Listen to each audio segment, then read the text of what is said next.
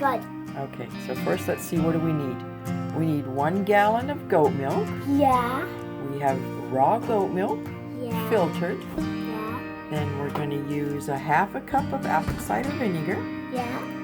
And of course some little tiny helping hands right there. We got 2 of those. Those come in handy. Yeah. Let's do this. Let's get the show on the road. Let's get the show on the road. So then what we're going to do is use this whole gallon of milk. I have like a double boiler. I have 2 of these stock pots, a larger one with some water in it, and the smaller one that floats in the water. So then when I put the milk in, it should never burn, because with the little helping hands over there, you kind of get distracted, and I don't want that to burn or scar. There you go. Goat's milk in. Use this handy dandy meat thermometer. Of course, it's been cleaned. Just throw it in there and stick it to an old coffee can. I've got it set for 180, and right now it's at 66. Well, it's starting to steam. It's warming up. Getting really close. We are at 171 out of 80. So, we're up to 177. We're getting there now. You can see by there's a lot of bubbles forming around the edges. It's getting a little foamy. Give it a little stir.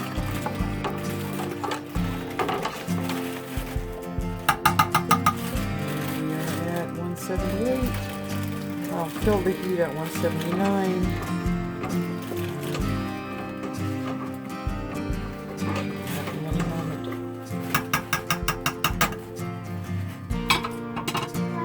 And there we go. We are going to kill the heat. We're going to pull this off the heat. I do not want it boiling anymore. Take these out. Okay, now that we have it off the heat, we're going to go ahead and add our 1/2 cup of apple cider vinegar, and this will instantly curdle the cheese, actually the milk, into cheese.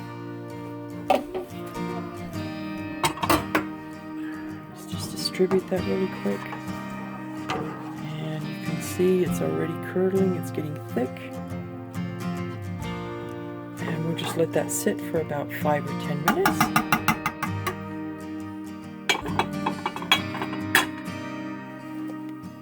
For that, I like to use this thing because it really rattles my chain.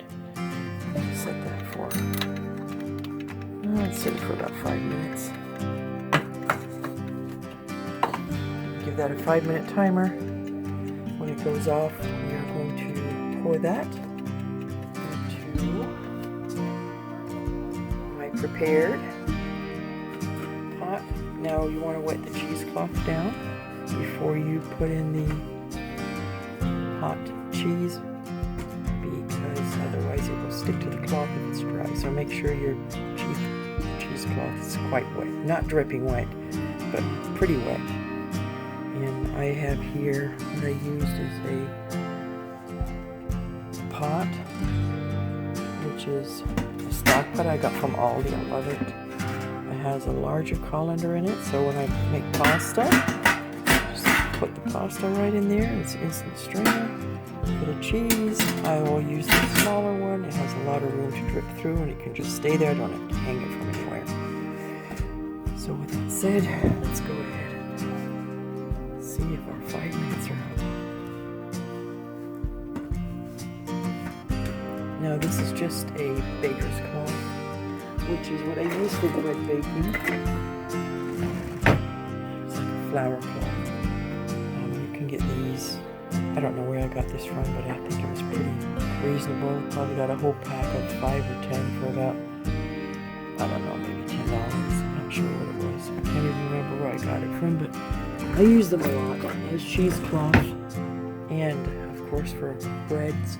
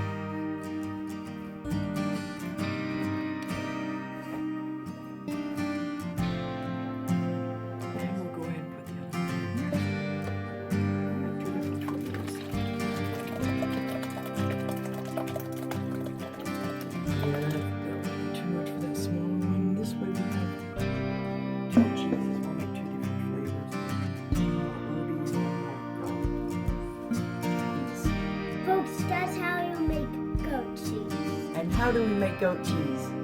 1 gallon of goat milk. Goat milk. Say 1 gallon of raw goat milk. 1 gallon of raw milk From the goat. from the goat.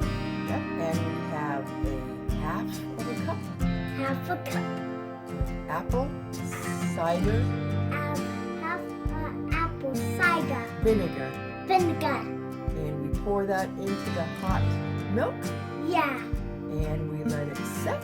Yeah. Then there comes cheese. We have to put it through the cheesecloth and then it will become cheese. And what are we going to add to the cheese to make it taste really good? Salt and pepper. And how about some dill and some parsley and maybe some chives? And let's add some broccoli. You and your broccoli, give it up already.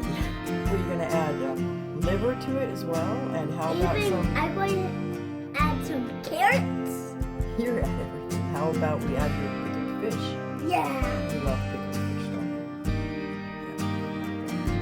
But okay, I want some celery pickles like this. we're going to go ahead. You are going to be adding all of the herbs and spices in a minute, okay? Let's get them ready. Yeah.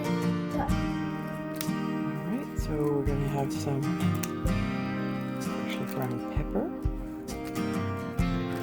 And some of our dill from the last harvest in the garden. We actually added the sea salt instead. And is that all you can get me? It's okay. I can help you.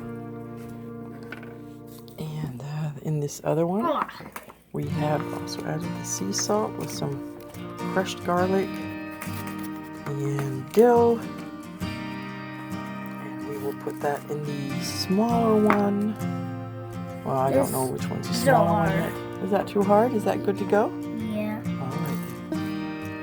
This is enough. Like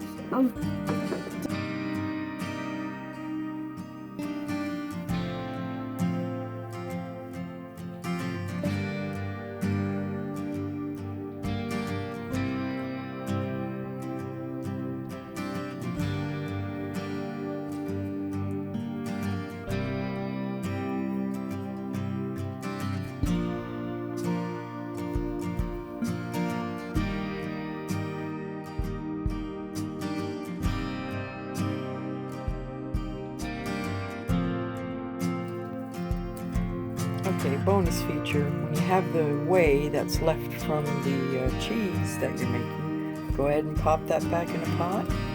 Turn it back on. It doesn't really matter how fast you heat it up. Heat it up to 200 Fahrenheit. I don't think my gauge goes that far, but we'll get there. Once it hits 200, you can go ahead and turn it off and put it in a cheesecloth. Same dealo, except for this time you might want to hang it overnight to firm it up a little bit, and you will have ricotta. And why waste it? Just go ahead and boil it twice. I mean, cook it twice. That's what it's for, ricotta, right? Cook it twice. So once we do that, you can also crumble it in the morning and again add your herbs or spices to it, whatever you like. Just go ahead and use your whey that you have. Whether you made it from goat's milk or cow's milk, either way, just go ahead, throw it in the pot, heat it up, 200, put it in a cheesecloth, strain it, hang it overnight, and crumble it in a bowl. It'll be well worth it. Here's the ricotta. Cool off for a little bit. So I'm just going to go ahead and pour this through that cheesecloth again. And that I will let hang overnight. It's going to take quite a while to drain, so by tomorrow morning we'll have a nice big block of ricotta cheese as well. I don't want to overfill this. I still got to go out and put the chickens to bed. As you can see, there's a whole bunch of curds in there still waiting to come through. And that's what you do when you have whey left. Just cook it again. Twice cooked, that's what ricotta is. Twice cooked. So there you go. Don't waste your whey on compost, feed it to your chickens. Whatever's left here, the chickens will get. But not until the ricotta is out.